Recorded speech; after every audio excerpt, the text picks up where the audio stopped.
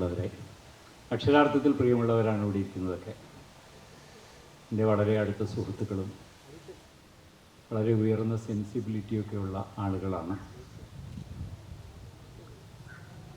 10-15 പേരുള്ളെങ്കിലും ഒരു 1500 പേരുടെ ഇഫക്റ്റുള്ള മസ്തിഷ്കങ്ങളാണ്.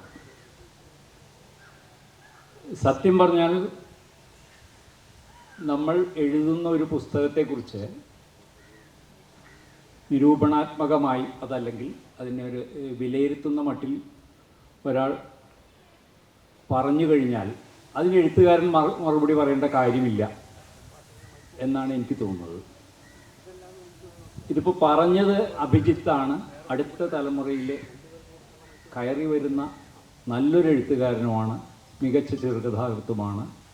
അദ്ദേഹത്തിൻ്റെ ഒരു വായിച്ച അറിവുകളും ജീവിതാനുഭവങ്ങളും അതിൽ നിന്ന് ഊറിക്കൂടിയ ഒരു ആശയലോകത്ത് നിന്നുകൊണ്ടാണ് അദ്ദേഹം സംസാരിച്ചത്. ഞാനത് വളരെയധികം ആസ്വദിക്കുകയാണ് ചെയ്തത്. അഭിജിത്തിൻ്റെ പറച്ചിൽ വളരെ രസകരമായിരുന്നു. നന്നായിട്ട് അത് ആസ്വദിച്ചു. പിന്നെ അതിന് നന്ദിയൊന്നും പറയേണ്ട കാര്യമില്ല.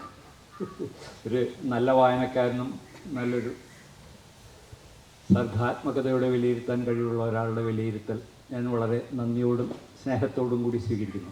പോട്ടെ. അപ്പോൾ ഈ അഭിജിത്ത് പറഞ്ഞ ഒരു കാര്യം, ഇന്നിപ്പോൾ കൂടുതൽ ജനപ്രീതി കിട്ടുവാൻ വേണ്ടിയിട്ട് ഒരു എഴുത്ത് സമ്പ്രദായം രൂപപ്പെട്ടു വരുന്നതായി അദ്ദേഹം പറഞ്ഞു. അത് ഇന്ന് മാത്രമല്ല, എല്ലാ കാലത്തും ഉണ്ടായിട്ടുണ്ട്. ഞങ്ങളുടെയൊക്കെ വായിച്ചു തുടങ്ങുന്ന കാലം മുതൽ അത്തരത്തിലുള്ള വിപണി കേന്ദ്രീകരിച്ച് അല്ലെങ്കിൽ വിപണിയെ ലക്ഷ്യമിട്ടുകൊണ്ടുള്ള എഴുത്തുണ്ടായിട്ടുണ്ട്.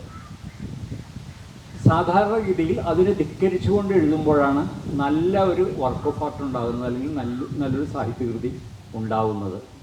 അത് 1934 തന്നെ ഇന്ന് അഭിജിത്ത് പറഞ്ഞൊരു വാചകം വ്ളാഡിമിർ നബക്കോവ് പറഞ്ഞിട്ടുണ്ട്.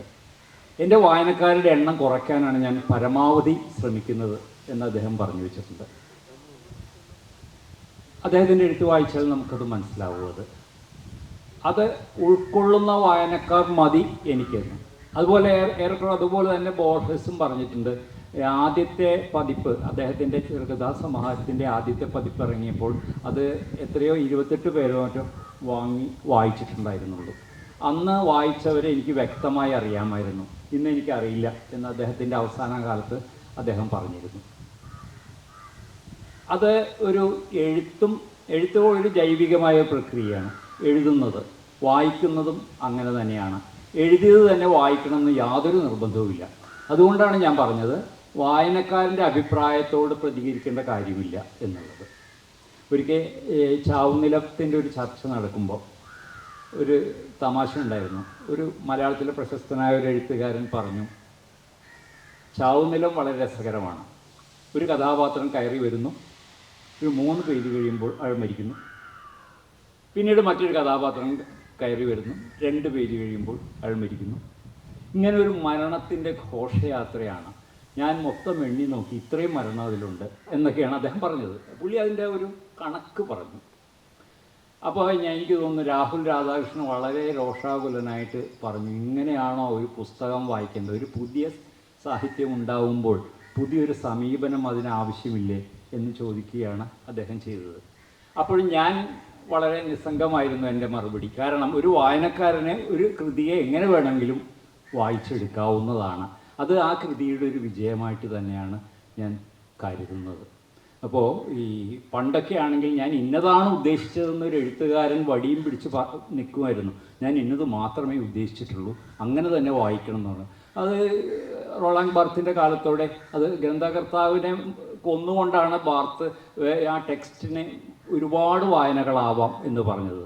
അതിനുമുമ്പ് തന്നെ നമ്മുടെ ബഷീറൊക്കെ അത് പറയാതെ ചെയ്ത ആളുകളാണ്. കോവിലിൽ അങ്ങനെ പറയാതെ ചെയ്തിട്ടുള്ള അതാണ്. അപ്പോൾ ഈ എഴുത്തുകാരൻ ഒരു ടെക്സ്റ്റ് പുറത്തു വിട്ടു കഴിഞ്ഞാൽ അതിന് പലതരത്തിലുള്ള വായന കൊടുക്കാനുള്ള സാധ്യതയുണ്ടായിരിക്കുക എന്നുള്ളതാണ് ആ എഴുത്തിൻ്റെ കേമത്വം എന്നെനിക്ക് തോന്നുന്നു. അത് എഴുത്തുകാരൻ എന്നുള്ളതിനെ വിട്ടിട്ട് ടെക്സ്റ്റിലേക്ക് ആ ഒരു അല്ലെങ്കിൽ കൃതിയിലേക്ക് ആ ശ്രദ്ധ മുഴുവൻ കൊടുക്കുന്നത് തന്നെയാണ് പ്രധാനപ്പെട്ട കാര്യം എന്ന് എനിക്ക് തോന്നുന്നു. അത് ഇവിടെ ഇപ്പോൾ ഈ അഭിജിത്തിൻ്റെ സംസാരത്തിൽ എനിക്കത് കൃത്യമായിട്ട് കിട്ടി. അപ്പോൾ വളരെ സന്തോഷം തോന്നി.